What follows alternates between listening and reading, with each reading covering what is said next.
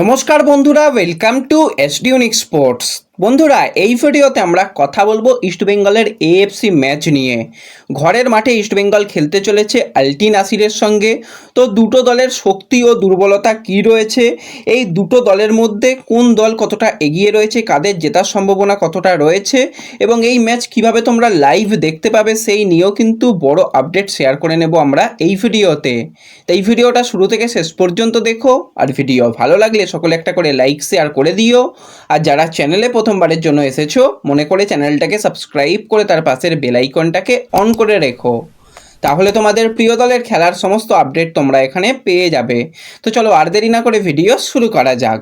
তো প্রথমেই যদি আমরা ইস্টবেঙ্গল বনাম আলটি নাসিরের ম্যাচ নিয়ে কথা বলি, সেটা কিন্তু 14ই আগস্ট অর্থাৎ আগামীকাল সন্ধ্যা 7টা থেকে ওয়াইবিকে স্টেডিয়ামে অনুষ্ঠিত হতে চলেছে।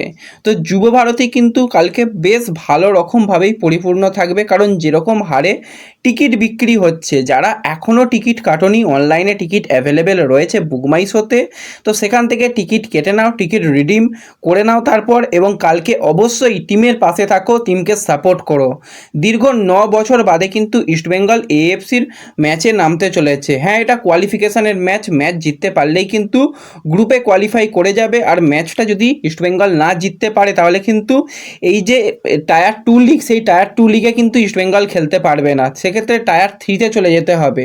তো অবশ্যই সবাই চাইবে যে কোনো টপ লিগে খেলতে, আর এই এসিএল মানে একটা বিরাট বড় টপ লিগ, কিন্তু এর পরের লিগটা অনেকটাই সহজ, তো সেই জায়গাটাও কিন্তু খারাপ নয়। কিন্তু অবশ্যই যেহেতু সামনে সুযোগ রয়েছে, তো আলটি নাসিরকে ঘরের মাঠে হারিয়ে ইস্টবেঙ্গলের সামনে সুযোগ থাকবে অবশ্যই এই ম্যাচটাকে জিতে পরবর্তী রাউন্ডে কোয়ালিফাই করার।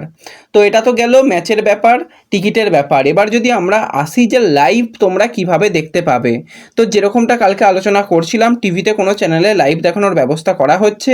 যেরকমটা শোনা যাচ্ছে, জি 24 ঘন্টার যেটা টিভি চ্যানেল রয়েছে, নিউজ চ্যানেল, সেই জি 24 ঘন্টার নিউজ চ্যানেল থেকে কিন্তু ম্যাচ লাইভ হবে।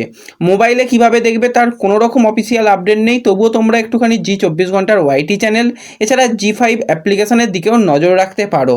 তো সম্পূর্ণ আপডেট এসে গেলে তোমাদের জানিয়ে দেবো, কিন্তু টিভির আপডেট এসে গেছে, টিভিতে তোমরা দেখতে পাবে। তো এটা কিন্তু একটা ভালো পদক্ষেপ। এবার অনেকেই হয়তো টিভিতে দেখতে পাবে না, কারণ অনেকে দূর দূরান্তে থাকে, সেখানে হয়তো জি 24 ঘন্টা অ্যাভেলেবেল নাও থাকতে পারে, তো তাদের জন্য বিশেষ ব্যবস্থা করে দেওয়া থাকবে। তার জন্য একটাই কাজ, চ্যানেল সাবস্ক্রাইব করে তার পাশের বেল আইকন অন করে রেখো, তাহলে কিন্তু লাইভের ব্যবস্থা সমস্ত কিছু পেয়ে যাবে, এটুকু বলে রাখছি। এবার যদি আমরা কথা বলি যে দুটো দল নিয়ে, তো দুটো দলই কিন্তু তাদের সামনে সুযোগ যে পরবর্তী রাউন্ডে যাওয়ার। আর এই আলটি নাসিরের মুখোমুখি এর আগে ইস্টবেঙ্গলের বর্তমান কোচ কার্লেস কোয়াদ্রাত যখন বেঙ্গালুরুতে ছিল সেই সময় মুখোমুখি হয়েছিল। সেখানে দুটো ম্যাচই কিন্তু কার্লেস কোয়াদ্রাত হেরেছিল, একটা 3-2 গোলে আর একটা 5-3 গোলে। তো সেক্ষেত্রে অভিজ্ঞতা কিন্তু কার্লেস কোয়াদ্রাতের খুব একটা ভালো নয়। সেই সময়ও কিন্তু এই আলটি নাসির দলের যে কোচ ছিল, তো সেই কোচ কিন্তু বর্তমানেও রয়েছে। তো আলটি নাসির দলটাকে কিন্তু হাতের তালুর মতন চেনে একদম তাদের দলের কোচ, এবং তাদের কোচ কিন্তু কলকাতায় এসে রীতিমতন হুঙ্কার দিয়েছে যে আমাদের দলেও 6জন জাতীয় দলের প্লেয়ার রয়েছে, আমাদের দল সেট দল, এবং অবশ্যই হোম অ্যাডভান্টেজ ইস্টবেঙ্গল পেলেও কিন্তু আমরা চেষ্টা করব আমাদের ভালো ফুটবল খেলে ম্যাচটা জেতার, এবং গ্যালারি চুপ করার দায়িত্ব নিয়েছে কিন্তু আলটি নাসিরের কোচ। তো অবশ্যই ইস্টবেঙ্গল সমর্থকরা তারা তো সাপোর্ট করবেই, এবং তারা ম্যাচ জেতার জন্যই ঝাঁপাবে। আর কালকে ম্যাচের রেজাল্ট কী হবে সকলে কিন্তু একটু কমেন্ট করো, যাদের কমেন্ট মিলে যাবে তাদের নাম কিন্তু পরবর্তী সময় শেয়ার করা হবে, তাই সকলে কিন্তু স্কোর লাইন প্রেডিকশান করে যেও। তো এবার আমরা যদি দুটো দলের কথা বলি শক্তি ও দুর্বলতা নিয়ে, প্রথমেই আমরা কথা বলবো আলটি নাসির। তো লাস্ট দুটো সিজনে আলটি নাসির দুর্দান্ত ফুটবল খেলেছে। 2023-24 সিজনে কিন্তু 24টা ম্যাচের মধ্যে 17টা ম্যাচ জেতার অভিজ্ঞতা রয়েছে, 3টে ড্র করেছে, আর মাত্র 4টে ম্যাচ হেরেছিল, এবং তারা গোল করতে পেরেছিল 24 ম্যাচে 57 গোল, এবং গোলও কিন্তু 26টা খেয়েছিল।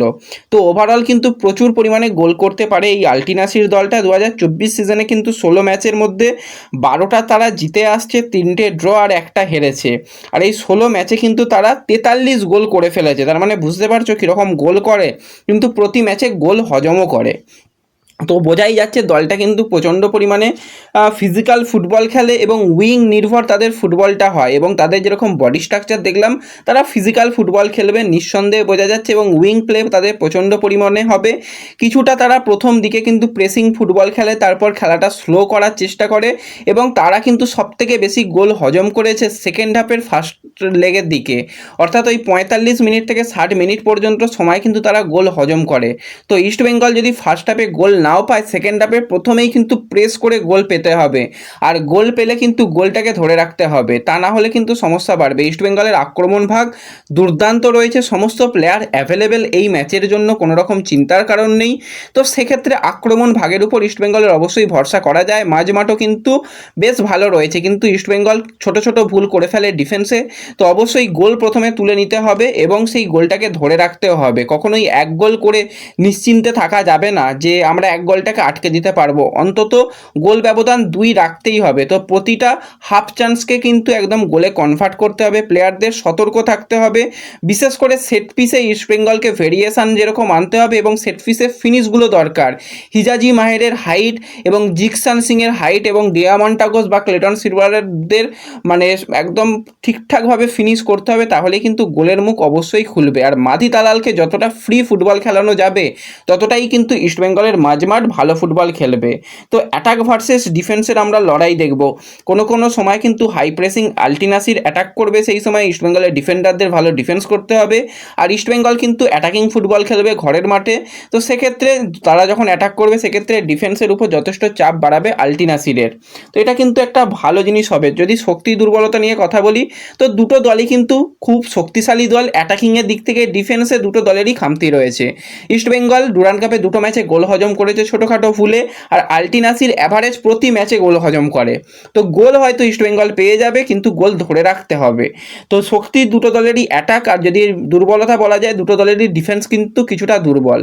এবার যদি আমরা পরিকল্পনা বলি, প্রথম যেটা পরিকল্পনা করতে হবে, মাদি তালালকে একদম ফ্রি করে দিতে হবে, সৌভিক চক্রবর্তীকে ব্যবহার করতে হবে এবং তাদের মাঝমাঠের যে প্লেয়ার রয়েছে সেই মাঝমাঠের মেন প্লেয়ার আহমেদ রয়েছে, সেই আহমেদ আওতেওকে কিন্তু পুরোপুরি একদম ম্যান মার্কিং করতে হবে। মেন চালিকা শক্তি কিন্তু আহমেদ আওতাও রয়েছে।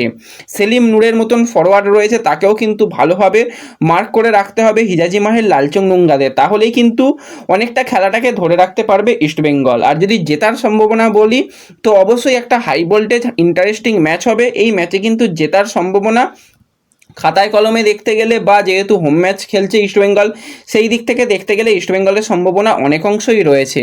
তবুও আলটিনাসির কঠিন চ্যালেঞ্জ দেবে, এটুকু তো বোঝাই যাচ্ছে।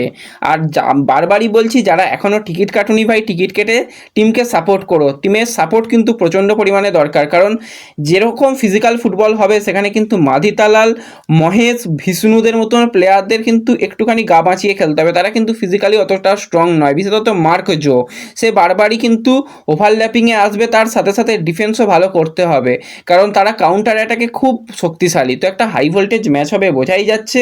জেতার সম্ভাবনা কার কতটা রয়েছে তো বোঝাই যাচ্ছে এখান থেকে।